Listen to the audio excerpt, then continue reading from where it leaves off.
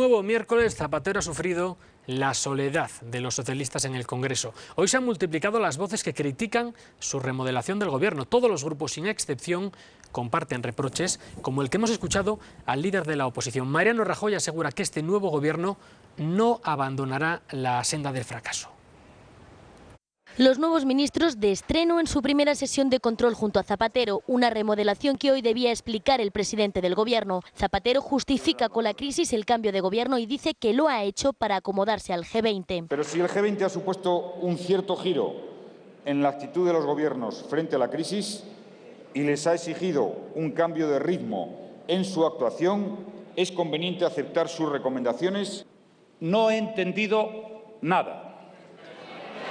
No, si usted tampoco, no se ría. Rajoy ironizaba sobre la relación entre la cumbre internacional y la cartera de Cultura. Hoy nos hemos enterado, por ejemplo, que el señor César Antonio Molina ha sido cesado como consecuencia del G20. Rajoy asegura que este nuevo gobierno nos llevará al abismo. Si las medidas adoptadas por el gobierno están empezando a mostrar su eficacia. No sé qué tienen ustedes que cuando gobiernan crecen los parados, las deudas y la pobreza. Las explicaciones de Zapatero tampoco han convencido al resto de la Cámara, que en bloque han reprobado la remodelación ministerial. ¿Quién va a hacer de Solbes? Me temo en el sentido amplio de la expresión que el nuevo ministro de Economía va a ser usted. Ha perdido usted, o que está perdiendo ya, el sitio en el albero. Y ahora, si quiere, vuelva a llamarme tontorrón. No le gustan nada los cambios. No solo no le gustan los cambios políticos en su tierra, sino que no le gustan otros cambios. Tras la advertencia del Banco de España, Zapatero se ha topado con las pensiones. Ya he oído que las pensiones no corren peligro. ¿Quién lo dice? ¿El mismo que decía que no había crisis? ¿El mismo que decía que estábamos mejor preparados que nadie para combatirlo? La situación a corto y a medio plazo de la seguridad social es la más robusta que hemos conocido. El Gobierno asegura que las pensiones están garantizadas hasta 2025.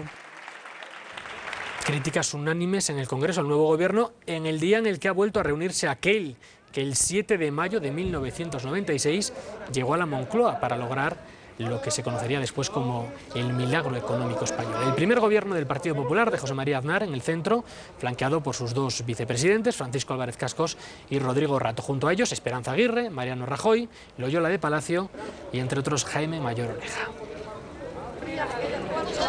13 años después se han vuelto a reunir en un hotel de Madrid con dos objetivos: respaldar a Mayor Oreja, hoy cabeza de lista del Partido Popular para las elecciones europeas, y recordar las políticas liberales que revitalizaron entonces nuestra economía.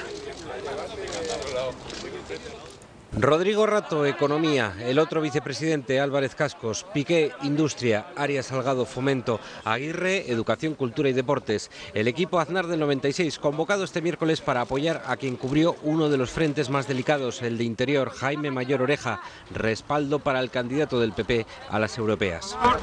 Esto no es nostalgia, es fundamentalmente una apuesta de futuro, y para mí es un honor el tener la amistad de los compañeros del gobierno del año 96. La pregunta en el ambiente: ¿a qué el gobierno capearía esta crisis? Aznar recordaba quién es el jefe ahora.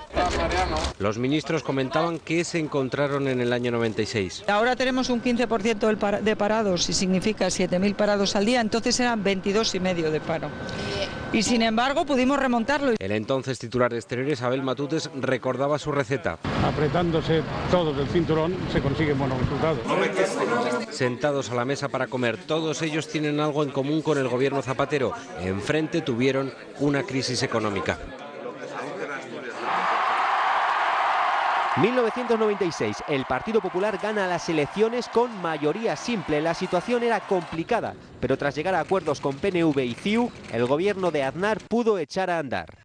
El panorama económico al que se enfrentaba era muy grave. El último gobierno de González dejó las cuentas públicas al borde del colapso. La caja del Estado se encontraba prácticamente vacía, tanto que lo primero que tuvo que hacer el Ejecutivo de Aznar fue pedir un crédito a la banca privada para pagar las nóminas de los funcionarios. El gobierno desde el primer momento le dijo a los ciudadanos que la situación era muy difícil, que había que recortar el gasto público, y la verdad es que se aplicó un recorte muy fuerte. Este era un mensaje para toda la sociedad. Pronto las políticas de Aznar lograron dar la vuelta a esta situación. En datos, González dejó una España que apenas crecía un 1,7%. 4 años después, el crecimiento rozaba el 6%. El último gobierno socialista dejó un déficit público en torno al 5%. En 2000 se había logrado llegar al equilibrio presupuestario. Por último, las cifras de desempleo. Aznar se encontró con una tasa de paro de casi el 23%. Tras su primera legislatura, la rebajó al 14,7%. España logró así cumplir los criterios económicos para ingresar en la zona euro. Para hacerlo, el gobierno no dudó en bajar los impuestos, privatizar las principales empresas públicas y restringir el gasto público, congelarlo, incluidos los sueldos de los funcionarios. Las protestas en la calle se sucedían. Cuando uno se atreve a hacer las cosas que hay que hacer, aunque tenga una cierta impopularidad al principio, al final luego la gente comprende que esas cosas hay que hacerlas porque producen resultados, porque tiene efectos en crecimiento económico, porque tiene efectos en creación de empleo. Tras 4 años de duro ajuste económico, la sociedad española reeditó su confianza en el gobierno de Aznar, esta vez con mayoría absoluta.